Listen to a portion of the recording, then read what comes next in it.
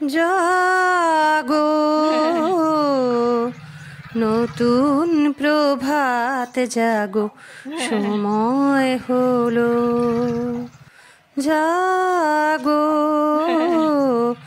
নতুন প্রভাত জাগো, সময় হলো।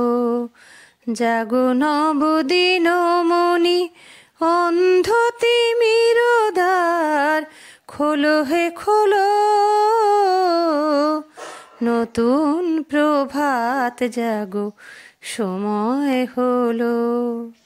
কেমন আছেন বন্ধুরা? আজকে একটি সুন্দর ঝলমলে সূর্য উঠেছে। দিনটা একদম দেখুন না, চারিদিক একদম ঝকমক করছে, খুব ভালো লাগছে, মনটাও ভালো হয়ে যাচ্ছে। তা আজকে একজনের সঙ্গে দেখা হলো, দেখুন তো ওনাকে।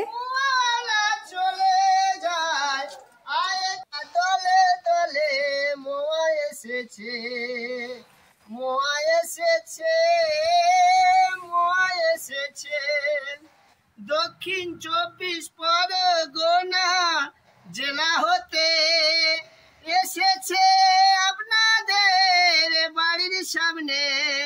জয়নগরের মোয়া চলে গেলে আর পাবে না, ভালো ভালো লালের গুড়ের সন্দেশ আছে। আয় তোরা দলে দলে ছুটে ছুটে। কি নাম তোমার? আমার নাম কাশীনাথ নস্কর, বাড়ি দক্ষিণ 24 পরগনা, কলকাতা, জয়নগর, মগরাহাট থানা অন্তর্গত। আমরা গ্রাম হচ্ছে উড়েল চাঁদপুর। আচ্ছা, বাবার নাম সুবল চন্দ্র নস্কর। ওইখান থেকে এখানে এসে করো? হ্যাঁ, ওখান থেকে। কি করে এসছো? আমরা ট্রেনে করে? ট্রেনে করে আসি। আমাদের মালিক আছে, মালিকের নাম বিশ্বনাথ সরদার। এগুলো কি তুমি নিজে বানাও নাকি? না, আমাদের মালিক থাকে। আচ্ছা আচ্ছা, আমাদের মালিক বানায়। আচ্ছা। আমরা এখানে কোথায় থাকো? আগরতলায় কোথায় থাকো? আগরতলায় চন্দ্রপুরে থাকা হয়। ভাড়া থাকো? চন্দ্রপুর ব্রাঞ্চ করা হয়। আচ্ছা আচ্ছা, ঠিক আছে। ব্রাঞ্চ থেকে আমরা বিভিন্ন, আমাদের গাড়িও থাকে, ত্রিপুরা রাজ্যে গাড়ি ঘোরার জন্য এখান থেকে এখানে। আচ্ছা, ঠিক আছে। তো ওনার সঙ্গে দেখা হলো, তো ওনার সময়ের মূল্য দিতে আমি একটু মোয়া কিনে আনলাম।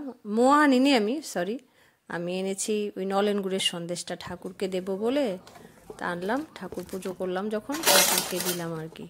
তো আমি ভাবছিলাম, ও গলাটা শুনে আমার খুব ভালো লাগে, বেশ সুরেলা গলা, মানে কত প্রতিভা যে আমাদের চারিদিকে লুকিয়ে থাকে।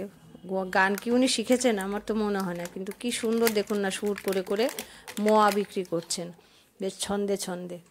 ভালোই লাগলো আমার, এই জন্য আমি একটু ছবি তুলে নিলাম টুক করে।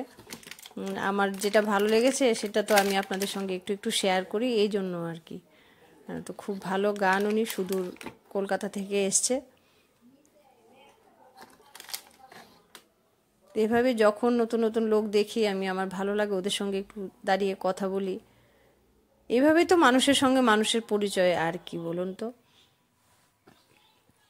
তো কিনতে পারেন, যদি এরকম গান শোনেন কোনো দিন, তাহলে বুঝে যাবেন যে উনিই আসছেন, ওনার থেকে কিনবেন। বেশ ভালো খেতে, কিন্তু আমি পুজো দিয়ে যখন প্রসাদটা খেয়েছি, খেতে বেশ সুস্বাদু ছিল, ভালোই ছিল।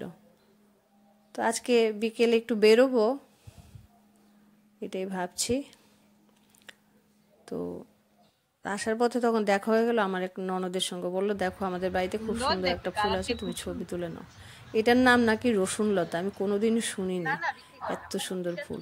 তো আবার ওরা ইয়েও করে, কি জানি, পদ্ম গাছ লাগিয়েছে পলিথিনের মধ্যে পুকুর বানিয়ে। তো আপনারা সবাই ভালো থাকবেন, সুস্থ থাকবেন, সবাইকে ভালো রাখবেন। দেখা হচ্ছে আমার নতুন একটি ব্লগে, ততক্ষণ অপেক্ষা করুন।